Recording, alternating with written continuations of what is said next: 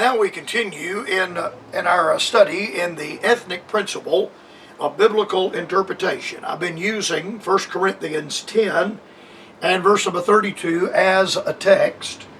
Give none offense, neither to the Jews, nor to the Gentiles, nor to the church of God. And I've been pointing out an application of this matter of rightly dividing the word of truth. And I think that the area of rightly dividing the word of truth is one of the most important areas and aspects of biblical understanding that is available to men.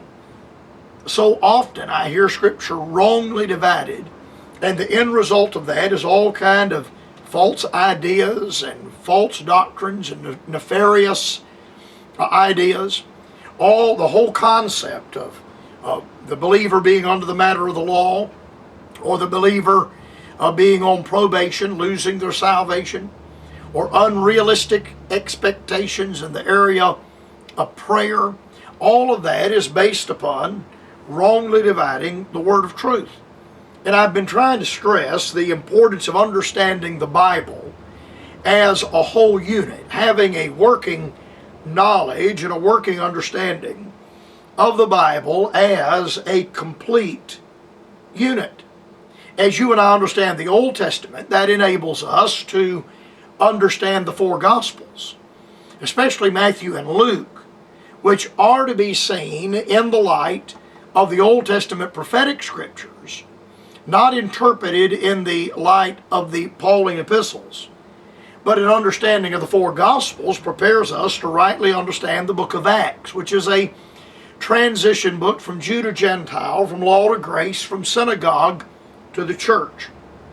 That would prepare us to understand the Pauline epistles, Romans to Philemon, and to understand the things that the Apostle Paul is dealing with, writing, stressing to the believers that he was writing to in the various Gentile churches throughout the Roman Empire.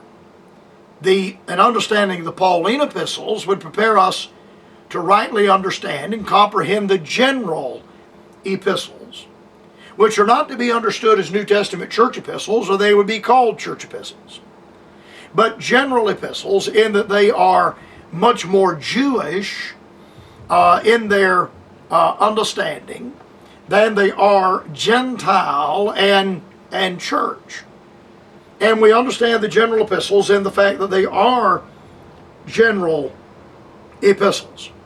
Now, I've also pointed out in this study that many times I can talk about these areas of rightly dividing the word of truth, and very recently I've been listening to Dr. Oliver Green, who was a member of Tabernacle Baptist Church where I was raised. In fact, Dr. Oliver Green and I were both members at the Tabernacle at the same time.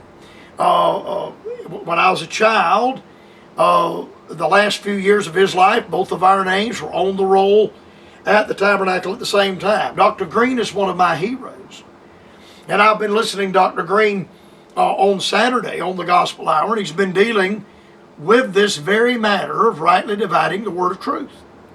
And I commented to my wife, I commented to another friend of mine several months ago that Dr. Green is saying some of the very things on the Gospel Hour that I've been saying on the Bright Spot Hour during these summer months.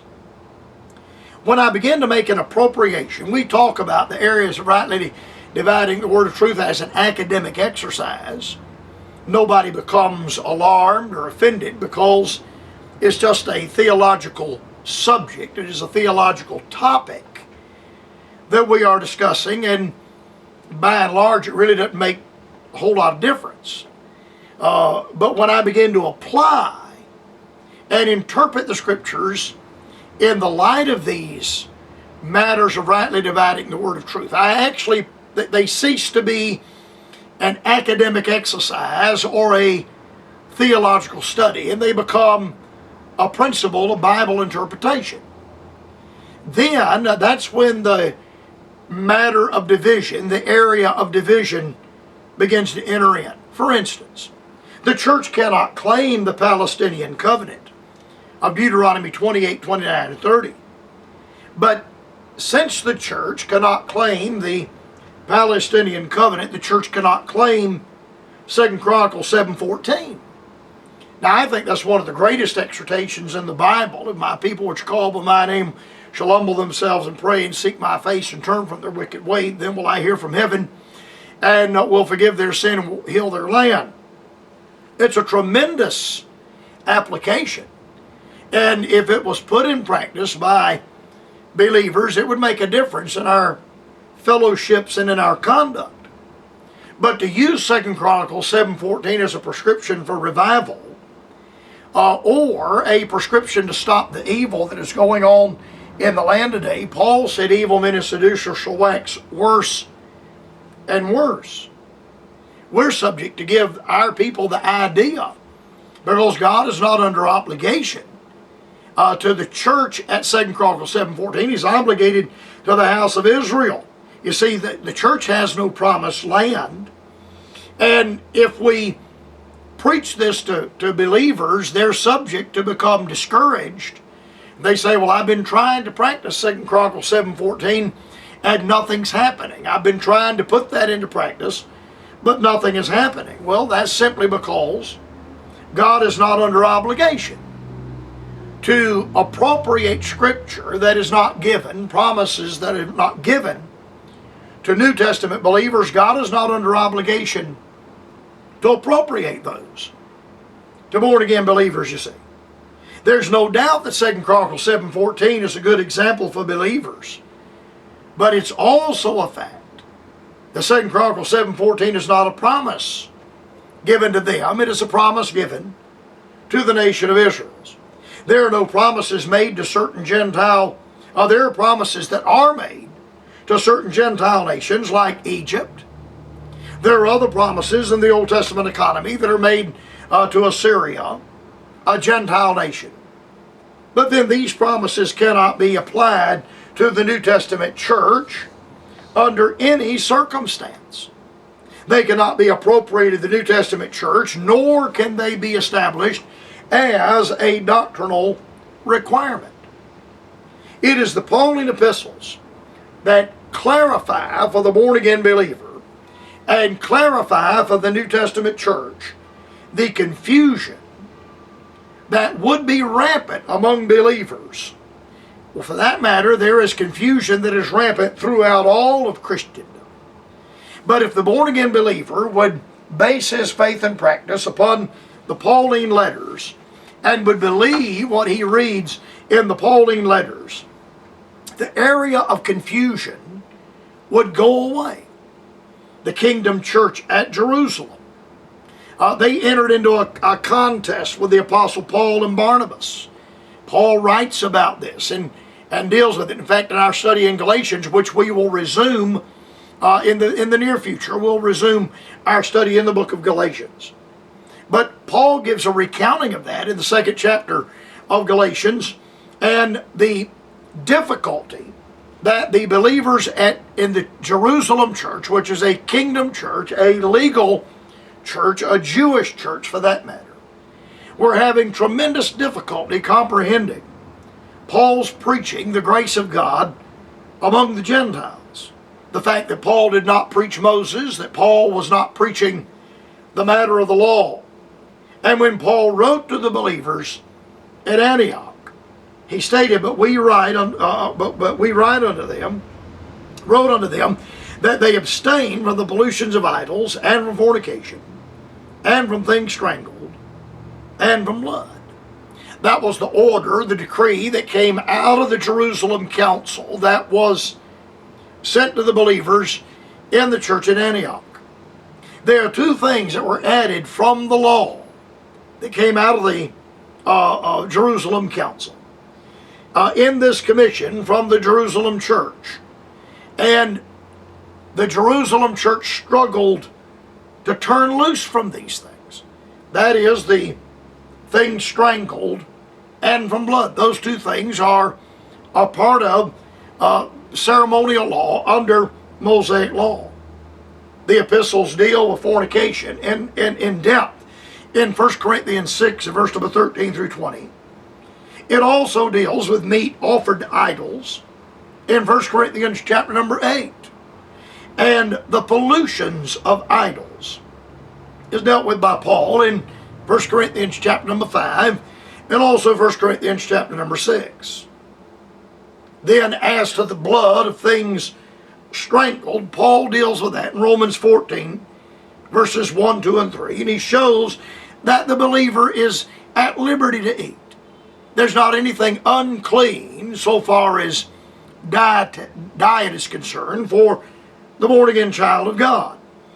But that in the believer's liberty to eat meat, he is to be careful not to offend a weaker brother.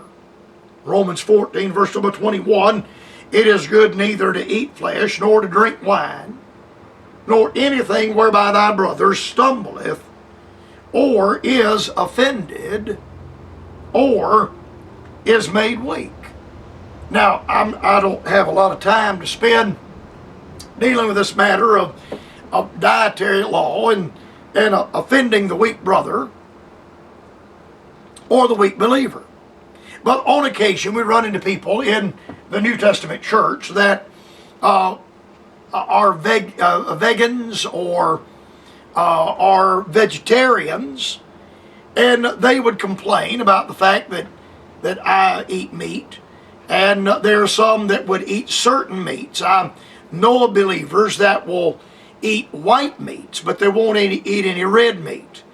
We sit down in a restaurant and I'll order a steak, red meat, and they'll order fish or chicken. Well, I eat a lot of fish and I eat a lot of chicken, but I do enjoy red meat. And I know believers, and they eat meat, but they won't eat any red meat. Well, if I knew that my brother was going to be sorely offended by the fact that I was going to eat a T-bone steak or a ribeye steak, Paul said that I shouldn't do anything that would offend my brother in this matter. I should not offend the weaker brother. The subject is also found in 1 Corinthians chapter number 8 concerning the born-again believer's area of liberty. Now, can the believer eat things that are strangled? Or can the believer eat blood? Well, the answer to that would be yes, of course. Because these things, the law is not a part of the operation of the grace of God, and the born-again believer is not under the matter of the law. I have seen fellow believers eat a steak so rare that blood came out of it. And that's too rare for me, brother. That's just too rare for me. But the believer is not to do that at the offense of a weaker brother or a weaker believer. Now, I would not advise eating bloody meat. And I would not advise eating your meat rare. And I would not advise eating raw fish, sushi, and things of that nature. But there is no dietary law under the operation of the grace of God. So long as it be received with thanksgiving, there is nothing to be refused. Now, I wouldn't become offended by a brother eating sushi in my presence, raw fish in my presence, but I am not going to indulge in that. But that may offend a weaker brother. Paul's exhortation is that I am not to offend the weaker believer.